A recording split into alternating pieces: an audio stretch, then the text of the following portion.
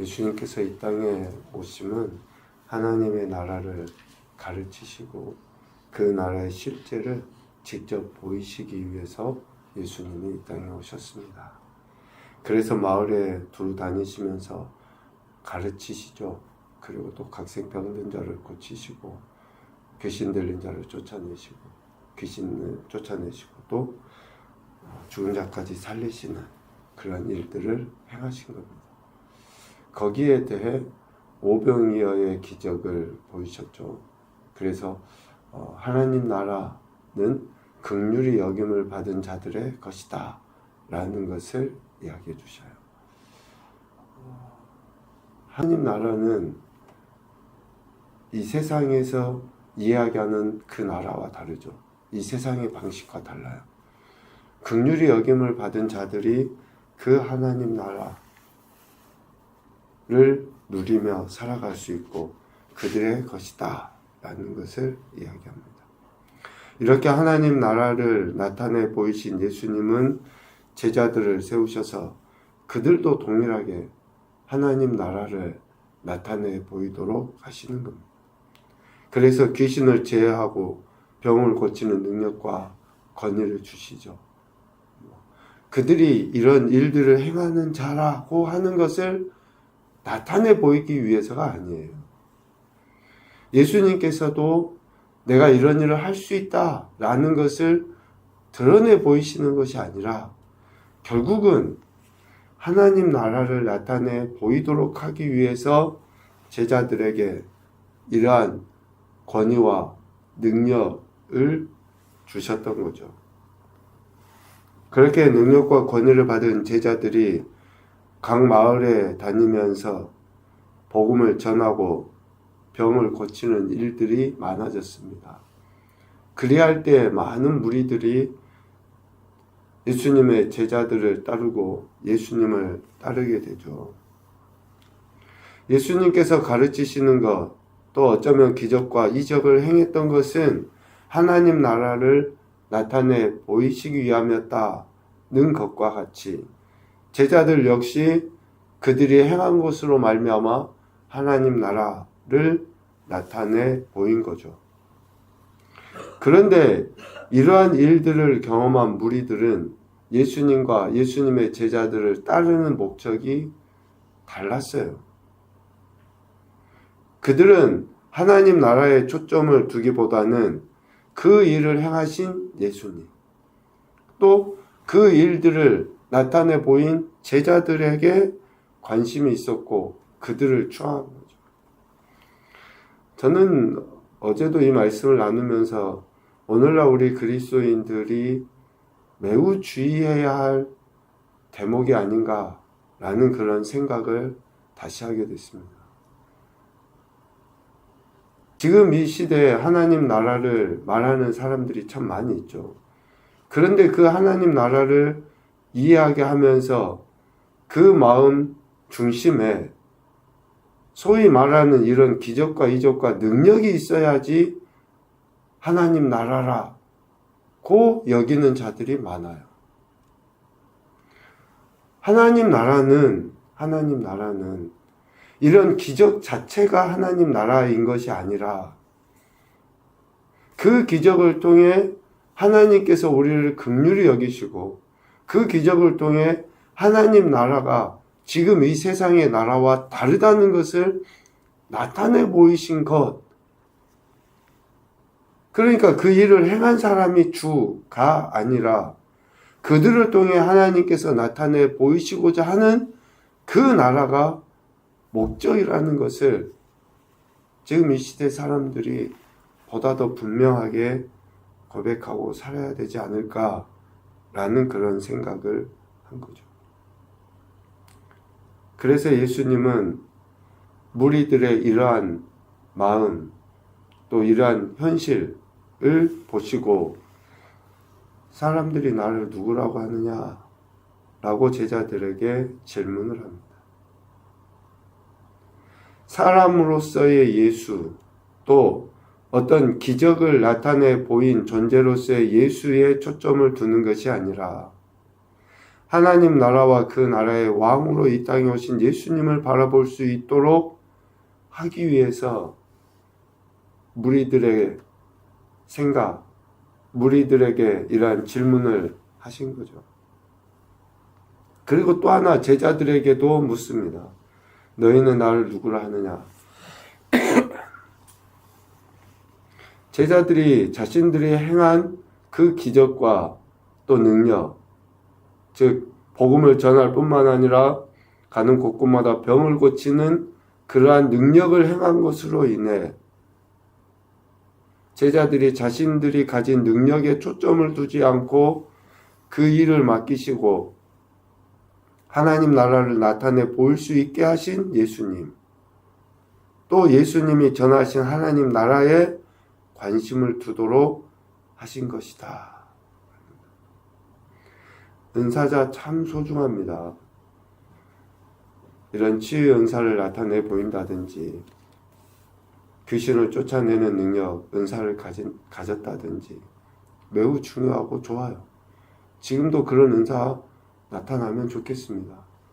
그런데 우리의 그 연약한 그 죄성이 그 은사를 통해서 하나님 나라를 나타내기보다는 그 은사를 행한 자신, 또 그 은사를 행한 그 사람에게 초점을 두기 때문에 훨씬 더 하나님 나라를 파괴하는 그런 결과들이 나타나고 있는 것을 보죠.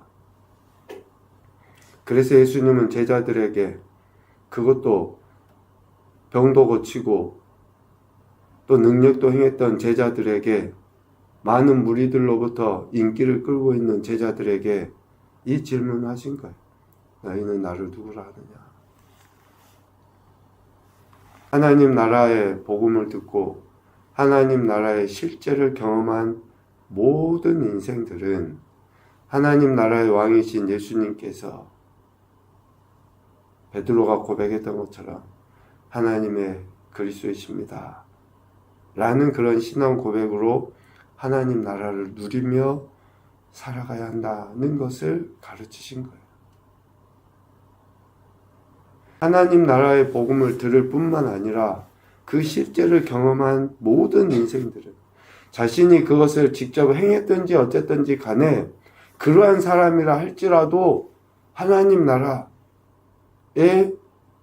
주인, 하나님 나라의 왕은 예수님이십니다 라고 하는 그 고백을 통해서 실질적으로 하나님 나라를 누리며 살아야 한다라는 거예요.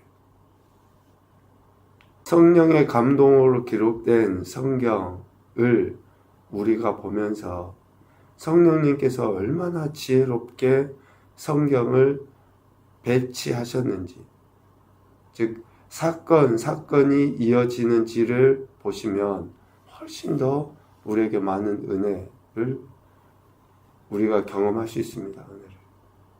이러한 신앙 고백 이후에 오늘 변화산상에서 예수님이 변화되시는 그 모습을, 그 광경을 기록을 해요. 배치를 해 놓습니다. 하나님 나라를 나타내 보이고 하나님 나라의 실제를 경험했던 모든 사람들은 이 신앙 고백에 근거하여, 즉 예수님이 하나님 나라의 왕이시라는 것을 이전의 세대도 그렇고 지금도 그렇고 앞으로도 그래야 한다라는 것을 이 변화산상에서의 그 대화를 통해서 나타내 보여주시고 있다라는 거예요. 예수님은 베드로와 요한 그리고 야고보를 데리고 기도하시러 산에 올라가셨죠. 그곳에서 기도하실 때 용모가 변화되고 그 옷이 휘어져 광채가 나게 됩니다. 예수님께서 변화산에서 기도하실 때에 용모가 변화되고 그 옷이 휘어져 광채가 났더라 고 하는 것이 주가 아니에요. 예수님은 용모가 변화되고 옷이 휘어져 광채가 나는 것에 뭐 수만 번을 한다 할지라도 이상한 분이 아니셔요. 그냥 예수님에게 이런 일은 아무것도 아니에요. 그런데 사람들은 여기에 초점을 두죠. 이렇게 변화되신 모습, 영광의 모습으로 나타나신 것. 그러니까 이것을 앞선 내용으로 바꿔보면 예수님이 기적을 행하고 이적을 행하고 병든 자를 고치는 것에 초점을 둬요. 그거는 아무것도 아니에요. 예수님께는. 그런 일은 그냥 우리가 숨 쉬는 거하고 똑같이 예수님은 하실 수 있어요. 예수님이 지금 제자들을 데리시고, 그것도 베드로, 요한, 야고보를 데리시고 한 것은 그들에게 변화된 모습을 보여주고 옷에 광채가 나타났다, 어떤 기적이다, 이적이다, 뭐 화려함이다, 이것을 나타내 보이기 위해서 예수님이 그들을 데리고 변화산에 가신 게 아니에요.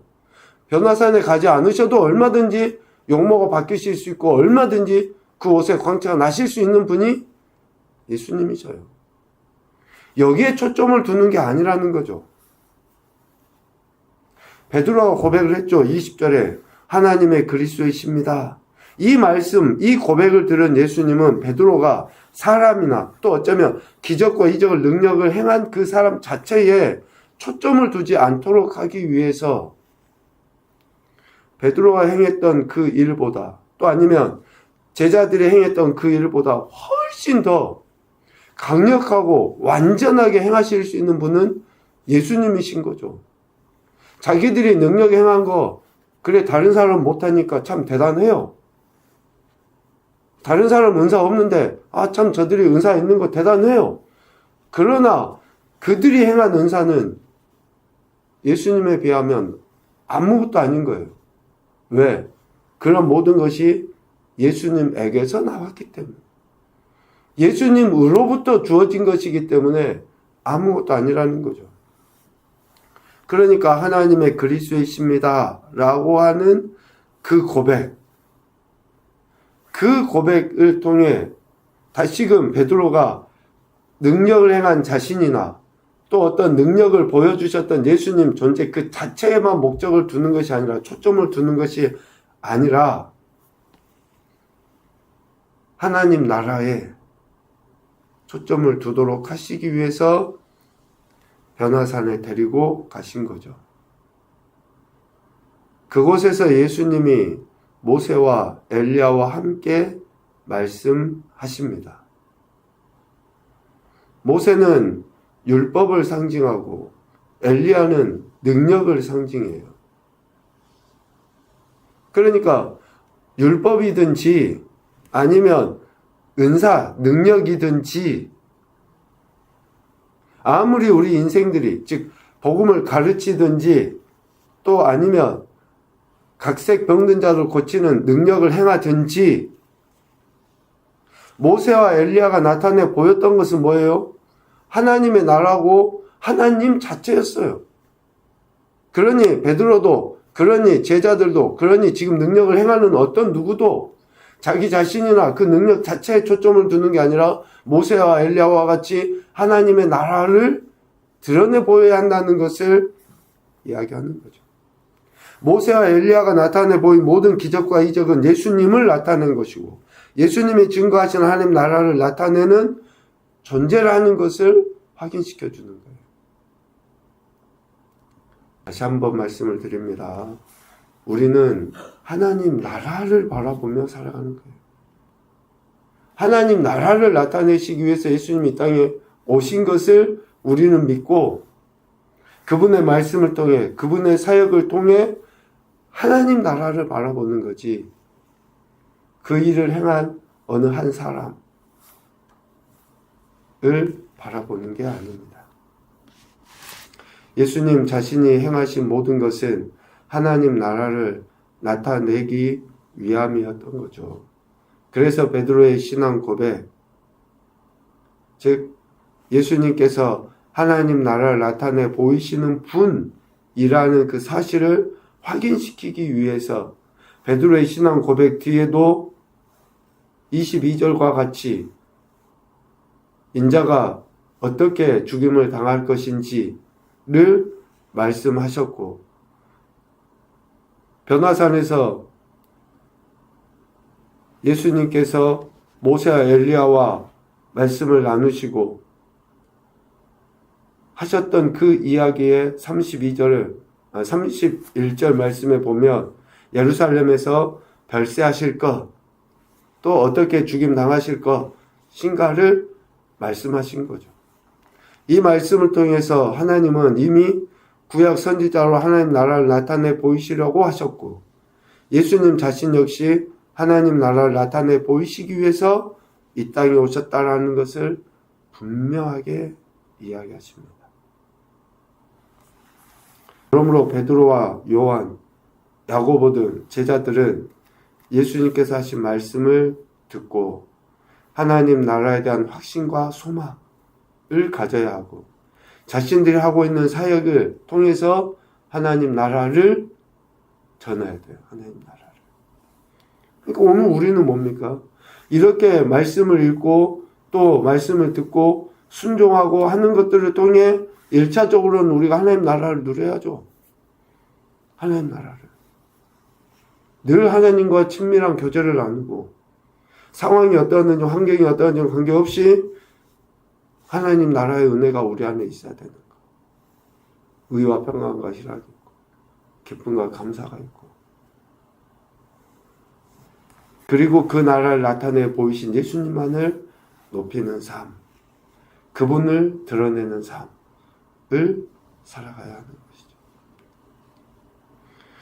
하나님 나라를 나타내기 위해 오신 예수님만을 바라보는 삶, 그러한 삶이 실질적으로 하나님의 은혜를 경험하며 살아가는 삶이라고 할 수 있습니다. 오늘 변화산상에서의 그 사건은 예수님께서 하나님 나라를 나타내시기 위하여 오셨다고 하는 구약의 말씀을 확증시켜 주시고, 또 오늘 우리가 다시금 어떤 기적이나 이적의 초점이 아닌 하나님 나라에 초점을 두고 살아가도록 하시기 위한 말씀이라고 할 수 있습니다. 첫 번째 교훈은 예수님은 하나님의 아들 곧 택함을 받은 자로서 하나님 나라를 전하기 위해 오신 분이시다. 계속 강조해서 반복해서 이야기하는 것은 우리 안에 분명한 기준을 갖기 위함입니다. 두 번째, 모세와 엘리야 그 외 하나님의 은혜를 경험한 모든 사람은 오직 하나님 나라를 드러내야 한다. 모세도 그랬고 엘리야도 그랬고, 오직 하나님 나라를 드러내도록 하기 위해서 하나님 은혜를 베풀어 주신 거예요. 세 번째, 하나님 나라의 왕으로 이 땅에 오신 예수님만 바라보며 사는 것이 믿음이다. 예수님만 바라보며 사는 것이 믿음입니다. 오늘도 저와 여러분에게 구원의 은혜를 베풀어 주신 그 하나님, 이보다 더 큰 기적과 이적은 없습니다. 그 하나님을 바라보시고 의지하시고 하나님 나라를 누리시며 또 더 나아가 증거하는 복된 한 날이 되시기를 주님의 이름으로 축복합니다. 아멘.